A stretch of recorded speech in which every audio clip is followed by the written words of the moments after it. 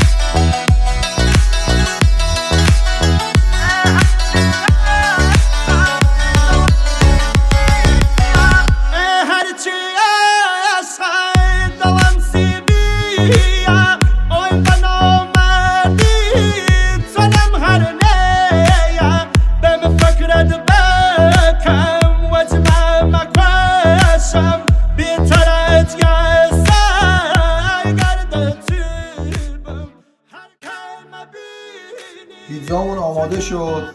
میخوایم ببینیم چی شده. فکر میکنم که خیلی عالی شده باشه.